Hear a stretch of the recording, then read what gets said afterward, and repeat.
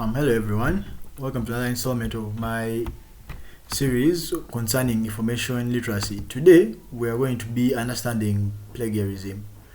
So we're going to go through the types, the consequences, and the prevention strategies. Alright, so let's start off with the first slide, and we're going to start with the definition. Okay, plagiarism is the act of presenting someone else's work as your own without proper permission or citation, right? Now the meaning of this is you coming out of nowhere without actually legally obtaining information from a site or I would say, actually most times it's from videos and what you get someone else's video and you decide to also post it without proper legal action. That's what plagiarism is mostly about. But in this case, it will be without proper citation. So now it includes words, ideas, images, and data. Now my example was for videos, right? So it can be intentional or it can be unintentional. But most of the times, I believe it's unintentional. Most people don't understand the legal background of most of the things they post. And most times they end up getting sued, and therefore for different reasons, including what we're talking about, plagiarism. Okay, so let's go to the types of plagiarism. There's direct plagiarism, there's self-plagiarism, there's paraphrasing plagiarism, right?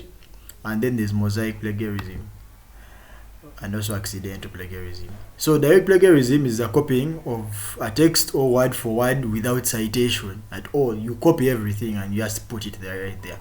Now self-plagiarism is reusing your own previous work without permission.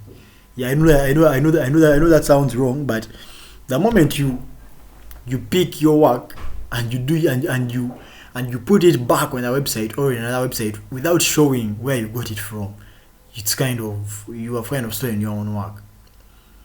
So there's also paraphrasing plagiarism, whereby you rewrite ideas without giving credit. You use the ideas you get from a certain article or a journal, and you just go and make your own. But when the owner reads your work, he can actually realize that these were all his ideas.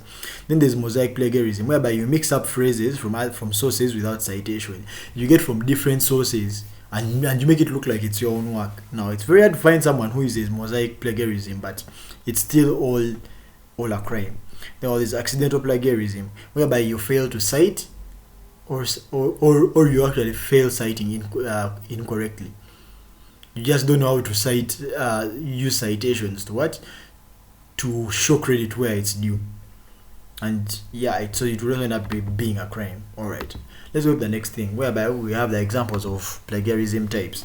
There's direct plagiarism, whereby you copy a paragraph from a website into your essay.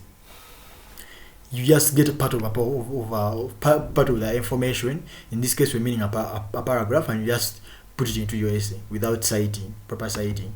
Then there's self-plagiarism once again, whereby you submit the same assignment for 2 courses.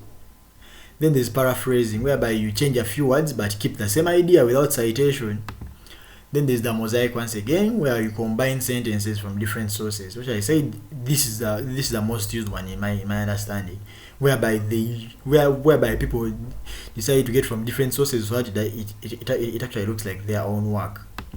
Then there's the accidental once again, whereby you just forget the quotation marks or the references, proper citation. Yeah. Alright. So the consequences of plagiarism are in this case I have placed them in their own categories, whereby there's academic, whereby you can fail an assignment or course, because in this case most of the in this course of information literacy the lecturer is actually very when they are going through this work, that's the first thing they actually look for. If you're properly cited where you've got your information from. So the example of this is now there's academic, and then there's the example also. An example, now the student receives a 0 for a copied essay. Then when they find out that you have copied this essay from somewhere, you receive the marks that you have actually worked for, which is zero. So now the profession is that you end up also losing a job, and you also damage your reputation. An example is this: is a journalist getting fired for copying articles from his own workmates or from somewhere else. They fire on spot. So the other one is the legal side, whereby where there is copyright infringement, lawsuits in severe cases. Personal is loss of trust and credibility. Yeah. All right. Let's go to our last slide. Okay. So we're going to check out the prevention strategies, whereby in this case you should always cite all sources every time. Make sure you well, the moment you write something and you have got the information from somewhere else, make sure you cite all the sources. Okay. Then use quotation marks for direct quotes.